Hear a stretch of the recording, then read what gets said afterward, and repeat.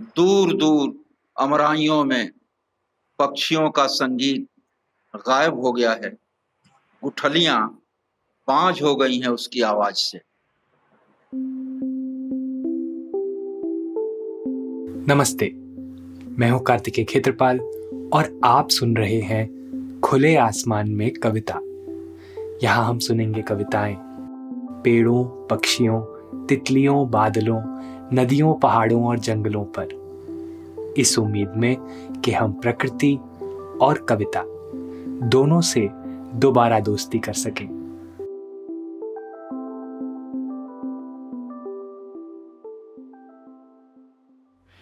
एक बार मेरे पुराने घर की छत पर एक पीपल के पेड़ ने अपनी जड़ें जमा ली।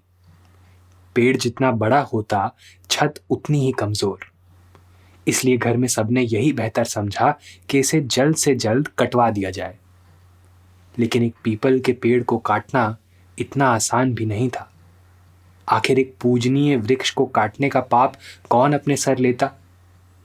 तो फैसला हुआ कि पहले एक पूजा कराई जाएगी, जिसमें परिवार के सभी लोग मिलकर उस पीपल से माफी मांगेंगे। उसके बाद ही उस पेड़ को कोई काटेगा। विश्वनाथ प्रसाद तिवारी की कविता आरा मशीन हमारे सामने जो चित्र बनाती है, वह मेरे बचपन की स्मृति से बिल्कुल विपरीत है। उनकी कविता में एक आरा मशीन है जो बिना किसी संकोच और संवेदना के एक के बाद एक कई पेड़ों को काटते हुए निकल जाती है। इस कविता के जरिए मानो वो हमसे पूछ रहे हैं कि ऐसा क्यों है कि जहां हमारे पूर्वजों को पेड़ों में ईश्वर दिखाई देते थे, वहीं हमें उनमें केवल अपने उपभोग की वस्तुएं नजर आती हैं। आइए सुनते हैं विश्वनाथ प्रसाद तिवारी की यह कविता उन्हीं की आवाज में। चल रही है वह इतने दर्प में कि चिंगारियां छिटकती हैं उससे। दौड़े आ रहे हैं अगल बगल के यूकेलिप्टस और हिमाचल के देवदारू उसके आतंक में खिंचे हुए। दूर दूर अमराइयों में पक्षियों का संगीत गायब हो गया है। गुठलियां बांझ हो गई हैं उसकी आवाज से। मेरा छोटा बच्चा देख रहा है उसे कौतुक से कि कैसे चलती है वह, कैसे अपने आप एक लकड़ी दूसरे को ठेल कर आगे निकल जाती है और अपना कलेजा निकालकर संगमरमर की तरह चमकने लगती है। मेरा बच्चा देख रहा है अचरज से अपने समय का सबसे बड़ा चमत्कार, तेज नुकीले दांत, घूमता हुआ पहिया और पट्टा। बच्चा किलकता है ताली बजाकर, मैं सिहर जाता हूं। अभी वो मेरे सीने से गुजरेगी, मेरे भीतर से एक कुर्सी निकालेगी राजा के बैठने के लिए। राजा बैठेगा सिंहासन पर और वन महोत्सव मनाएगा।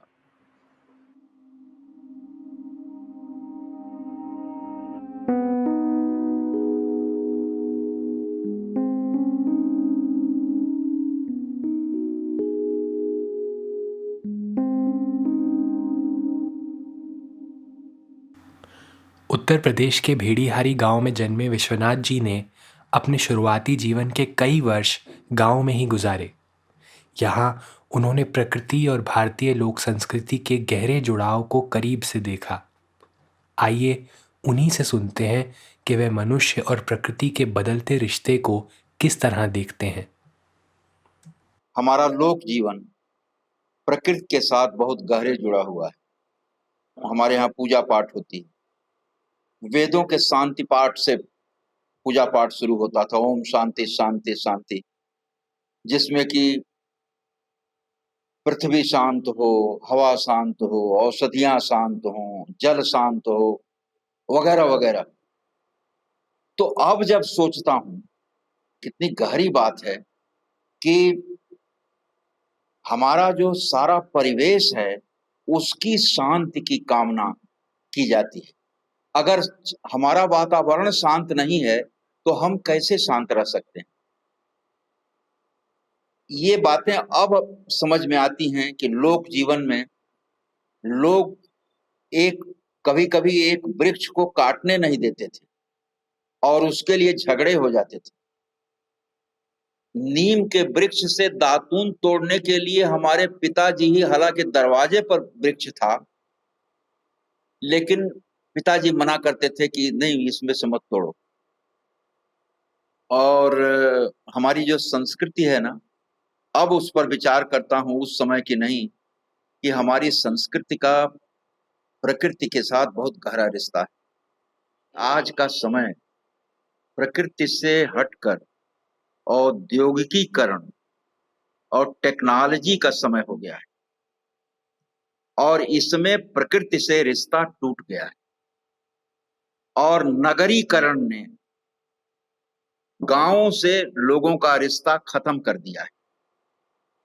नगर में रहने वाले लोगों को दिशा का ज्ञान नहीं होता है, पूर्व पश्चिम उत्तर दक्षिण क्या है, क्योंकि वो उस वातावरण, वो दाहिने बाएं करते हैं, दाहिने चलिए बाएं चलिए। जो आइडियोलॉजी आज की आई, उस आइडियोलॉजी ने मनुष्य को ही सेंटर बना दिया। मानव केंद्रित चिंतन जिसको कहा जाता है, अब ये मानव केंद्रित चिंतन जब आया तो इससे प्रकृति गायब हो गई, केवल मनुष्य रह गया। और मनुष्य प्रकृति को भोगने का अधिकारी है, प्रकृति उसके लिए भोग्य है। विकास का क्या मतलब है, थोड़ी कड़ी बात होगी, लेकिन विकास का मतलब है प्रकृति में हस्तक्षेप। प्रकृति में हस्तक्षेप किए बिना विकास हो ही नहीं सकता।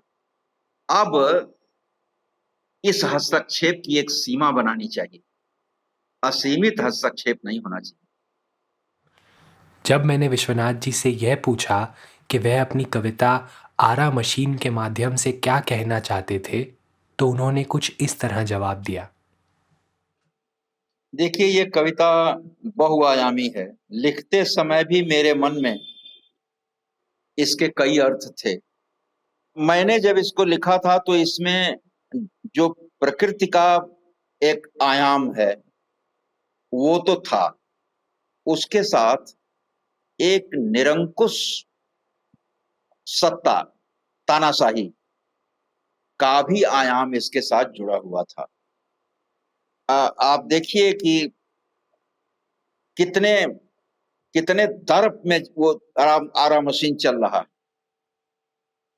अब ये दर्प जो है वो तानाशाही सत्ता के साथ जुड़ता है। फिर जो अगल बगल के यूकेलिप्टस और हिमाचल के देवदारू तक चले आ रहे हैं, वो उस आतंक के कारण, उसके आतंक के कारण वो शायद अपने लोभ में या अपने स्वार्थ बस आ रहे हैं और अपने ही सजातीय को ढकेल कर आगे कर देते हैं, खुद अपना कलेजा चिरवा लेते हैं और संगमरमर की तरह चमकने लगते हैं। यानी वो उस व्यवस्था में बहुत महत्वपूर्ण हो जाते हैं, लेकिन उनका कलेजा चिर जाता है, जो पोटेंशियल है उनके भीतर का वो समाप्त हो जाता है। ये आरा मशीन उन निरंकुश शक्तियों का प्रतीक है जो प्रकृति को नष्ट कर देना चाहती हैं। वो भी बहुत महत्वपूर्ण अर्थ है।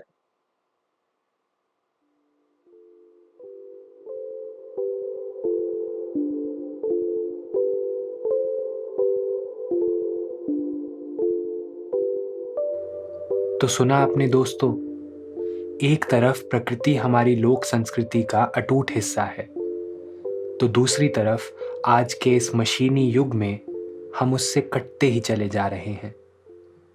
चलिए एक बार फिर सुनते हैं विश्वनाथ प्रसाद तिवारी जी की कविता आरा मशीन।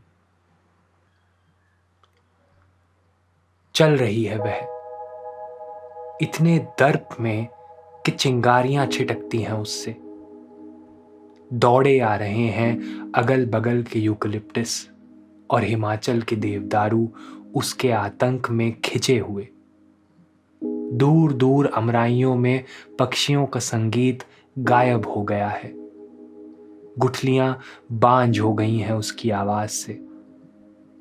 मेरा छोटा बच्चा देख रहा है उसे कौतुक से कि कैसे चलती है वह, कैसे अपने आप एक लकड़ी दूसरी को ठेल कर आगे निकल जाती है और अपना कलेजा निकाल कर संगमरमर की तरह चमकने लगती है। मेरा बच्चा देख रहा है अचरज से अपने समय का सबसे बड़ा चमत्कार, तेज नुकीले दांत, घूमता हुआ पहिया और पट्टा। बच्चा किलकता है ताली बजाकर। मैं सिहर जाता हूं। अभी वह मेरे सीने से गुजरेगी, मेरे भीतर से कुर्सी निकालेगी राजा के बैठने के लिए। राजा बैठेगा सिंहासन पर और वन महोत्सव मनाएगा।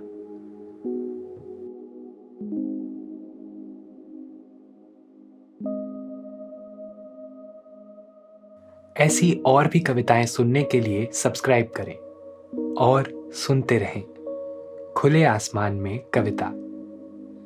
खुले आसमान में कविता स्पॉटिफाई और एप्पल पॉडकास्ट जैसे सभी पॉडकास्ट चैनल्स पर उपलब्ध है।